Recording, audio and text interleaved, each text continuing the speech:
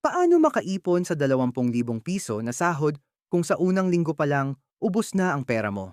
Sa Pilipinas, ngayong 2026, maraming kumikita ng 20,000 piso pero halos walang naiipon. Hindi dahil tamad sila, hindi dahil maluho sila, kundi dahil wala silang system. At sa video na ito, ituturo ko ang step-by-step budgeting system na pwede mong gamitin kung gusto mong makaipon kahit 20,000 piso lang ang sahod mo. Pag-uusapan natin, bakit nauubos ang 20,000 piso kahit hindi ka maluho?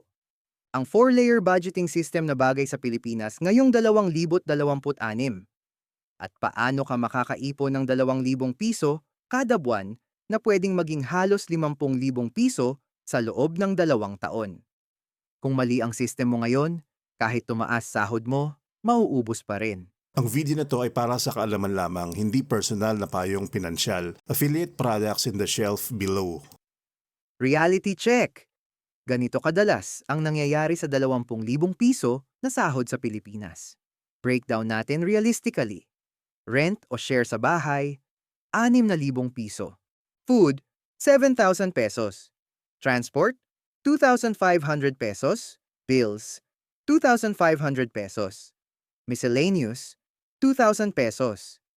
Total? Ubos. Wala ka pang luho dyan. Wala pang travel. Wala pang bagong gadget. Wala pang shopping spree. Basic living pa lang, ubos na. At dito maraming nagkakamali. Iniisip nila, magastos ako. Wala akong disiplina. Siguro mali lang ako mag-handle ng pera. Pero ang totoo, hindi ka magastos. Ang realidad, compressed lang ang income mo sa modern expenses. Yung 20,000 piso ngayon, hindi na pareho ng 20,000 piso 5 taon ang nakaraan. Mas mataas ang renta. Mas mahal ang pagkain. Mas mahal ang pamasahe. Mas mataas ang utilities. Mas mabilis tumaas ang cost of living kaysa sa pagtaas ng sahod ng karamihan. Hindi ka maluho. Nakikipagsabayan ka lang sa economy.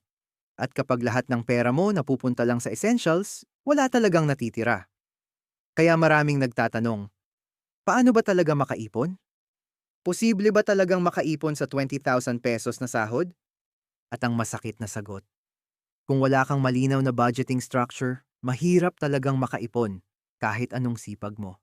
Hindi dahil irresponsible ka, kundi dahil wala pang layer ang pera mo. Wala pang sistema ang sweldo mo.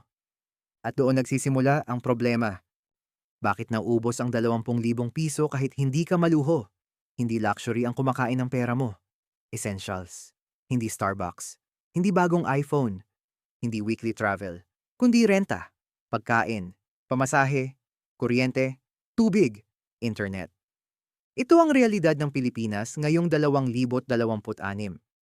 Mas mahal ang renta, mas mahal ang pagkain, mas mahal ang pamasahe, mas mahal ang bills, at hindi lang basta tumaas.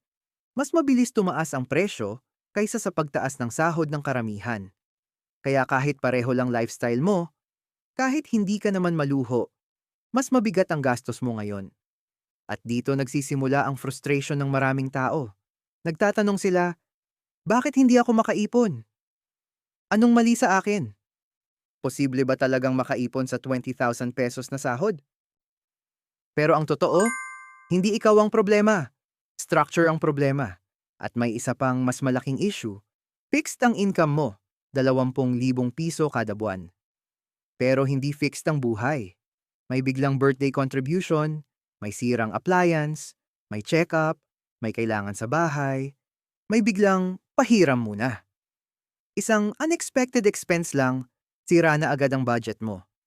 At kapag nangyari yon, back to zero ka ulit. Kaya kahit anong tipid mo, kahit anong control mo sa sarili mo, kung isang layer lang ang budget mo, yung bayad lahat tapos bahala na system, laging mauubos. Dahil wala kang buffer, wala kang built-in savings, wala kang nakalaang growth fund. At kung wala kang malinaw na sistema, mahirap talagang malaman kung paano makaipon sa 20,000 piso na sahod. Ang solution? Hindi lang mas magtipid, hindi lang mag-hustle pa. Structure. Sistema na may malinaw na hati. Sistema na may layer. Sistema na may direksyon. Doon pa lang magsisimula ang totoong pag-iipon. Layer 1, survival. Kung 20,000 pesos ang sahod mo, 14,000 pesos lang ang dapat para sa essentials. Kung lagpas ka dito, kailangan mong i-adjust ang setup. Foundation phase ito. Hindi forever. Layer 2, savings. Ito ang makakaipon. Kung ang tanong mo ay, paano makaipon sa 20,000 pesos na sahod? Ito ang sagot. 10% automatic savings. 2,000 pesos agad ang itabi pagpasok ng sweldo, hindi pag may natira. Hindi next month. Automatic. Ito ay emergency fund. Hindi ini-invest. Hindi ginagalaw. Layer 3. Growth. Another 2,000 pesos. Ito ang pampabilis. Skills. Side hustle capital. Conservative investing kung ready. Layer 2 builds safety. Layer 3 builds income. Layer 4, flex. Last 2,000 pesos, controlled lifestyle. Para sustainable ang budgeting system mo. Bago pa man tayo pumunta sa payoff, may isang layer na kadalasang hindi pinag-uusapan. Ito ang dahilan kung bakit maraming tao kahit nagtatabi na, bumabalik pa rin sa zero. Ang tawag ko dito, Layer 0, anti-reset buffer. Ito ang maliit pero strategic na protection laban sa mga biglang gastos ng buhay. Kasi tandaan mo, fixed ang income mo. Pero hindi fixed ang reality. May masisirang electric fan. May biglang ambagan. May emergency sa bahay. May check-up. May kailangang tulungan.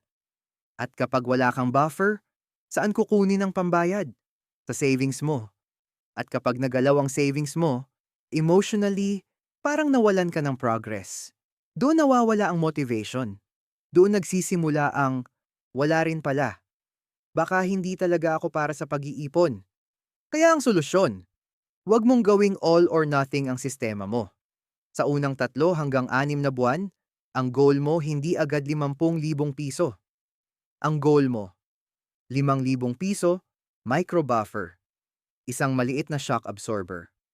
Halimbawa, kung may 2,000 pesos kang savings bawat buwan, pwede mong gawin ito. Unang 3 buwan. Unahin mong buuin ang 5,000 pesos buffer. Kapag nabuo mo na yon, saka mo i-full speed ang emergency fund. Bakit importante ito? Dahil psychologically, hindi ka na matatakot gumastos kapag may minor emergency. Hindi mo nagagalawin ang main savings mo.